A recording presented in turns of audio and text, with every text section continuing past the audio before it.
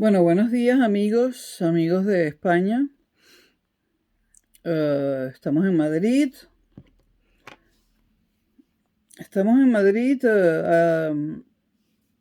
Y ya son las 18:03, es decir, las 6:03 p.m. aquí en Madrid, ¿no? Pensé que era más temprano. Bueno, del martes 12 de octubre. Estamos en el martes 12 de octubre. De 2021 aquí en Madrid, saludos España, saludos Venezuela, América Latina, América toda, el resto del mundo. Ayer grabé 3 pequeños videos para el canal Historia y hoy voy a grabar un video para el canal Filosofía, basado en una clase que tuve. Entonces, va a ser un video sobre los presocráticos y el origen de la filosofía, muy condensado, ¿no? Para hablar del origen de la filosofía hay que tener en cuenta las circunstancias históricas del nacimiento de la filosofía. Y estas circunstancias históricas las podemos resumir en la palabra, en la pregunta, ¿dónde reside la soberanía en ese momento? Hay 3 posibles respuestas. Había en la época en que surgió la filosofía, modelos religiosos aristocráticos, había modelos retóricos y modelos filósofos científicos. La Grecia arcaica, digamos, es la que se identifica con el modelo filósofo científico. El modelo retórico del siglo VII a.C. Defiende que las cosas, que los conflictos se resuelven mediante la palabra. O sea, el modelo retórico del siglo VII a.C., repito, defiende que los conflictos se resuelven mediante la palabra, lo que hoy en día llamaríamos la negociación, ¿no?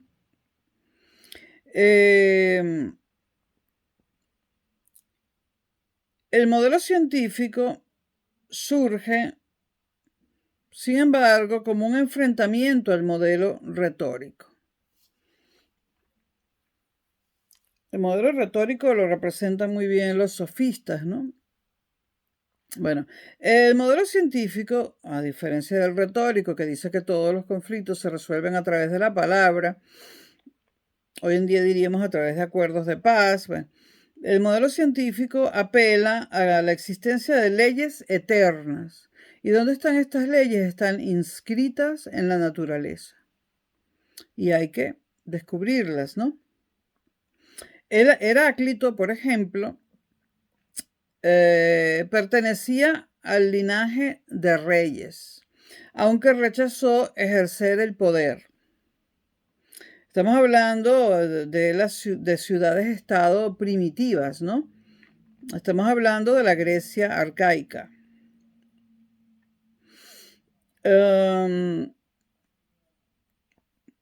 Hablamos de Heráclito porque también hay que saber que el conocimiento y el poder dedicarse a la filosofía no estaba al alcance de todos, ¿no? Y se pone el ejemplo de Heráclito, linaje de reyes, no era cualquier ciudadano de a pie, como diríamos hoy en día. Bueno, hay 3 lugares donde surge la filosofía por primera vez, o la filosofía antigua, anterior a Sócrates, Platón y Aristóteles. Esos 3 lugares son Jonia, en primer lugar, la Magna Grecia, y después están los filósofos pluralistas. En Jonia hay 3 filósofos que proceden de la ciudad de Mileto, que son Tales, Anaximandro y Anaxímenes. Anaximandro y Tales de Mileto, los 3 de la ciudad de Mileto. Y después tenemos a Genófanes y a Heráclito, que también son de Jonia. Tenemos 5 filósofos presocráticos en Jonia Tales Anaximandro y Anaxímenes de Mileto y Genófanes y Heráclito de Jonia también, pero no de Mileto. La Magna Grecia nos da a Pitágoras y a Parménides, nada menos. Parménides es el presocrático más importante, diremos por qué. Parménides es el presocrático más importante. Y los pluralistas, que es el tercer grupo de presocráticos, según esta división, habrá otras divisiones hechas por otros autores. Los pluralistas son aquellos filósofos que reaccionan frente a Parménides y reaccionan de distintas maneras, por eso se los llama pluralistas. Y son básicamente Empédocles, Anaxágoras, Leucipo y Demócrito.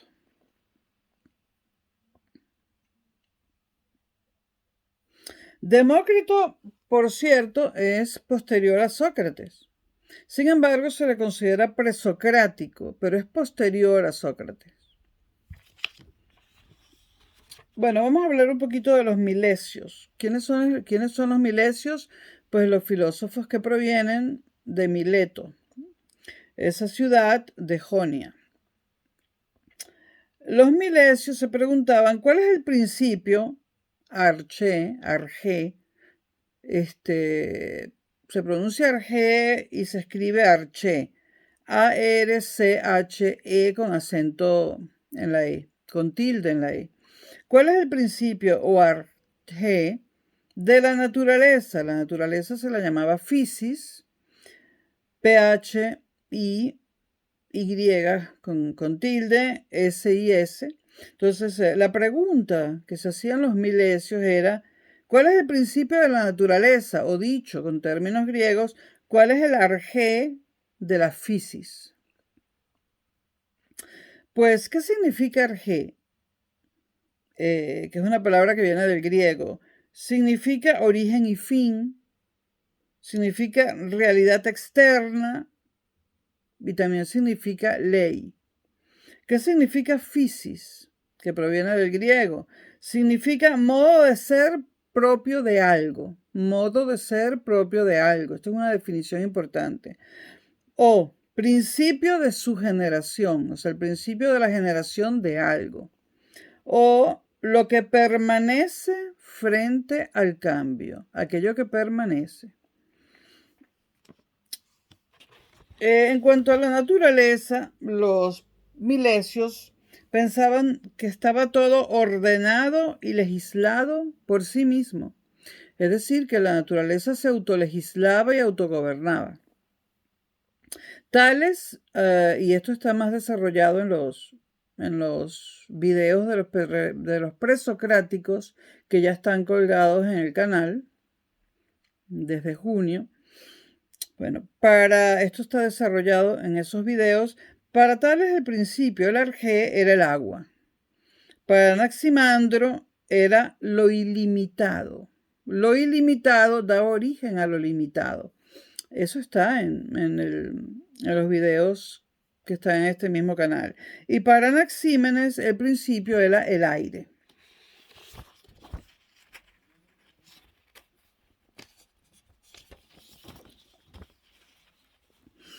Como ya dijimos, para los milesios el cosmos está autogobernado. La naturaleza, el cosmos está autogobernado. A los milesios se les llamó monistas, porque tenían un solo principio. Uno de ellos el agua, otro de ellos lo ilimitado, otro de ellos el aire, pero un solo principio. Por eso se les llamó monistas, de mono, uno. Anaximandro dejó el escrito más viejo que conocemos de la filosofía. Anaximandro es muy interesante. Él decía que nacer era adquirir límites. Una cosa con la que yo estoy de acuerdo, dicha en otros términos ahora en el siglo XXI. Se puede decir de otras formas, pero nacer es adquirir límites para Anaximandro. Y esto es muy interesante. Y morir es perder los límites.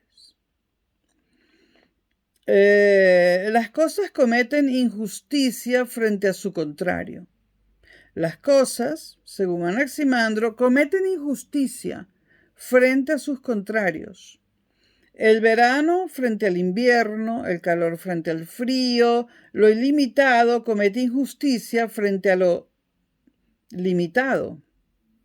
O lo limitado comete injusticia frente a lo ilimitado. Esto de los contrarios es muy importante en Anaximandro. ¿Qué significa para él cometer injusticia? Pues no ser. Es decir, cuando está el frío, no está el calor.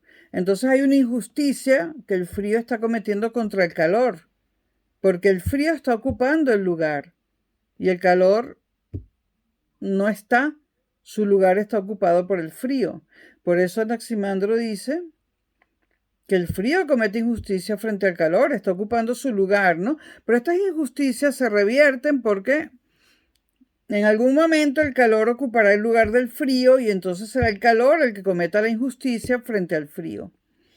El ejemplo más trágico, por decirlo así, es el de la vida. La vida comete injusticia frente a la muerte, porque la vida es el ser. Cuando estamos vivos no estamos muertos y cuando estamos muertos no estamos vivos. Ambas situaciones, vida y muerte, cometen injusticia frente a sus contrarios, ¿no? Es decir, y la vida para Anaximandro, repito, era lo limitado. Lo limitado comete injusticia contra lo ilimitado. Es bastante fácil darse cuenta que lo ilimitado obviamente es la muerte, el no ser, y lo limitado la vida. Aunque Anaximandro creo que no habla de ser y no ser, la cuestión ahí ya está planteada. Cuando él habla de que la vida es lo limitado y la muerte es lo ilimitado, ya está hablando del ser y del no ser. He allí la gran importancia de Anaximandro, porque la filosofía, a fin de cuentas, es el problema del ser. Se puede resumir en eso. Repito, cometer injusticia entonces es ocupar el lugar del contrario. Pero hay algo fijo, dicen los milesios y dice Anaximandro, y todo lo demás cambia. Los presocráticos estudian el cambio y no lo fijo. Pero hay algo fijo y todo lo demás cambia.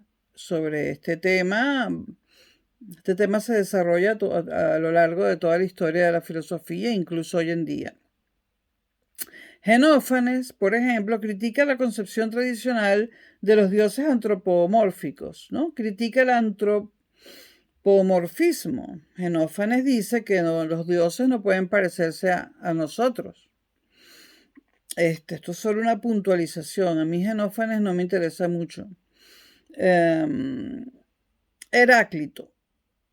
Heráclito dice que la sabiduría es oculta, es enigmática y que choca con las convicciones de la mayoría. Esto es totalmente cierto, ¿no? La sabiduría es oculta, dice Heráclito, enigmática y choca con las convicciones de la mayoría. Totalmente cierto, ¿no? Incluso hoy en día, o quizás hoy en día más que nunca, cuando las mayorías creen que saben algo y derrochan su sapiencia en las redes sociales, por ejemplo. Lo que quiere decir Heráclito es que la sabiduría y el conocimiento son elitescos, dicho en términos de hoy en día, y lo son.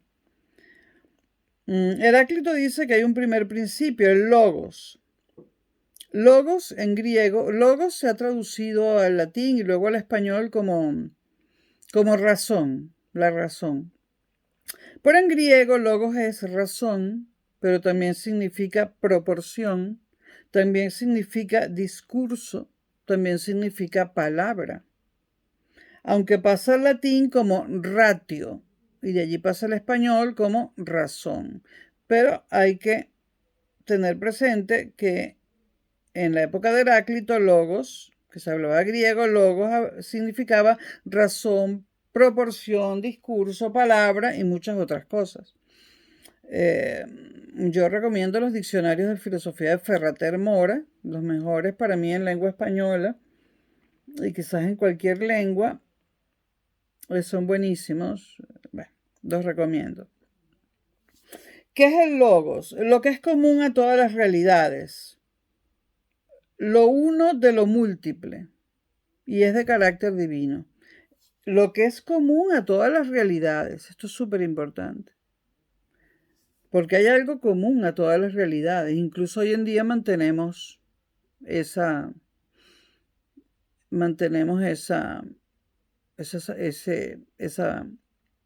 frase, hoy en día seguimos pensando que hay algo que es común a todas las realidades. Y ¿qué es el logos también? Lo uno de lo múltiple. Las cosas pueden ser muy diferentes, todas entre sí, pero tienen algo en común, que es el uno. Y el logos es de carácter divino, o sea, no es de carácter humano, no lo podemos aprehender. Heráclito habla de pólemos. Pólemos significa guerra. Y de la armonía de en los contrarios. Constante de devenir. La guerra para Heráclito era una forma también de que los contrarios cambiaran de lugar. Y para Heráclito también era muy importante el fuego. Pero hay un video sobre Heráclito y creo que y Parménides aquí en este canal. Pitágoras y el pitagorismo. Los pitagóricos tenían carácter religioso y mistérico y su filosofía estaba impregnada por el orfismo. Ellos creían en la doctrina de los números. Los principios, decían los pitagóricos, son números y relaciones numéricas, es decir, proporciones. Los números compuestos de límite y también los ilimitados. Hay números con límites y números ilimitados, decían los pitagóricos, lo cual también es cierto hoy en día. Y para los pitagóricos tenían una tabla de pareja de contrarios que usaban, ¿no? Límite ilimitado, par, impar, uno, múltiple, derecho, izquierdo.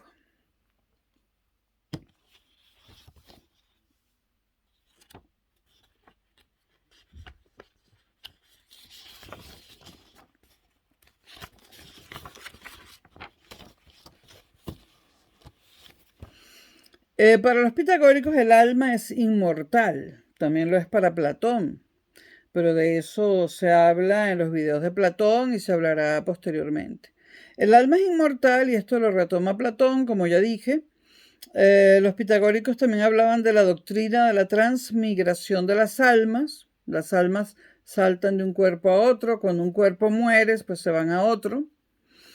Y los pitagóricos hablan de algo que también retomó Platón, que es el cuerpo como cárcel del alma y sepulcro del alma. Esto es retomado por Platón, muy influido en este sentido por los pitagóricos. Los pitagóricos no hay que olvidar, o hay que tener siempre en perspectiva que eran un grupo religioso.